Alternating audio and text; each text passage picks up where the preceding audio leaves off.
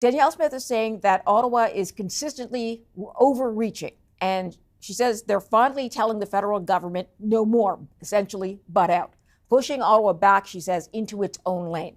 She talks about interference. She talks about encroachment. And she says what they're going to do here is identify any law by Ottawa that they find is constitutionally concerning to them, meaning they should have jurisdiction over it. They don't think Ottawa should butt in, and they will push back and recommend an appropriate response to that law. All right, let's go to CTV News political commentator Scott Reid. He joins us with his reaction to this. Scott, so much to dissect, but give me just your first gut reaction as you heard details. I think this could be the end for Danielle Smith. I really think this is her Waterloo.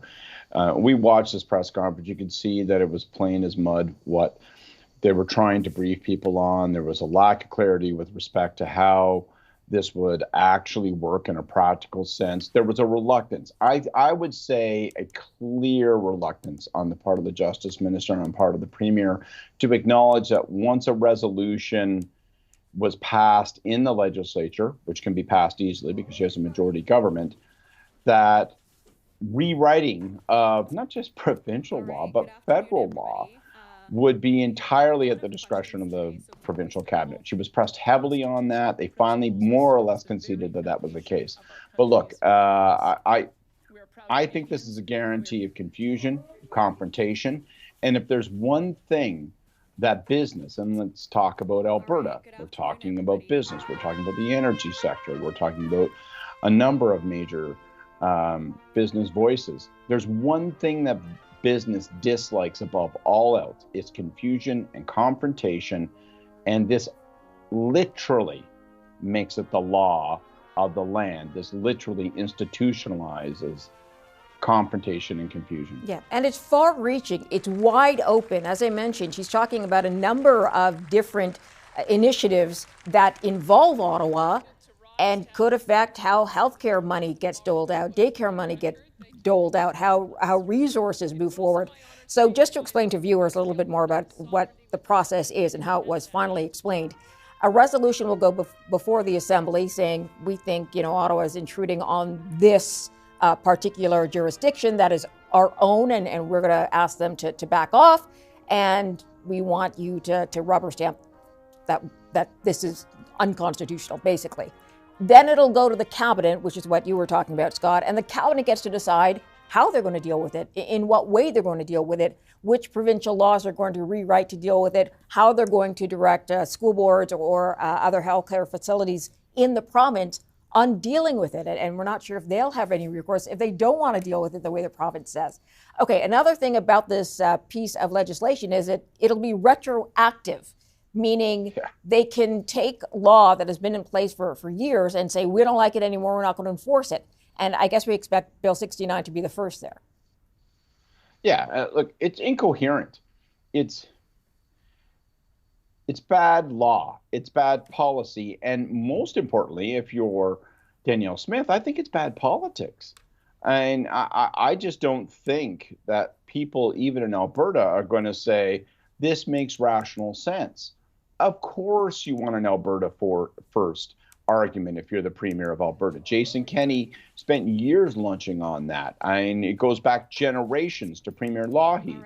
But this literally says she talks about overreach, but she literally says we are going to re-legislate, not just in areas of provincial jurisdiction, but in areas clearly of federal jurisdiction. She talks about healthcare. Well, there is such a thing that exists federally as the Canada Health Act. I mean, the only way in which the federal government, places strings on healthcare funding is either through negotiation, which if Alberta declines to negotiate, then it doesn't have to worry about it, or it enforces the principles of the Canada Health Act. If Alberta thinks that it can override the Canada Health Act, that it can rewrite the Canada Health Act, it will get shattered in the courts. Let me ask you about climate change and the environment, because of course this is a big fight over resources and a resource-rich province. They don't like the fact that Ottawa is saying any new resource project would have to be assessed with climate change in mind. That is one of the things they will argue here. We know the carbon tax court case went in and the provinces lost on this. Does that not sort of spell out anything similar going the same way? I don't know the answer, if I'm going to be honest, because I'm not a lawyer, but it certainly doesn't pretend well on that front. And, it is probably the strongest ground for the province because, natural resources are clearly in the dominion of the provinces, but there's, shared regulatory obligations. I just don't think they're going to win this argument when it comes to the courts. And let's just talk about the pure politics of it for a second. What do you do if you're Justin Trudeau? Are you really going to get into a fight about this? No. First of all, you're going to let provincial voices from Alberta step forward. You're going to let the official opposition. You're going to let business groups, unions, others step forward and say, this makes no sense. It's clear as mud. It's incoherent. It gets in the way of economic progress. It's just causing a constitutional fight when what we need is an economic focus. So you're going to allow that to happen. Secondly, you've got the courts. To your question, the courts will step forward. They'll have to consider any legislation that Alberta decides to pass, the Danielle Smith government decides to pass.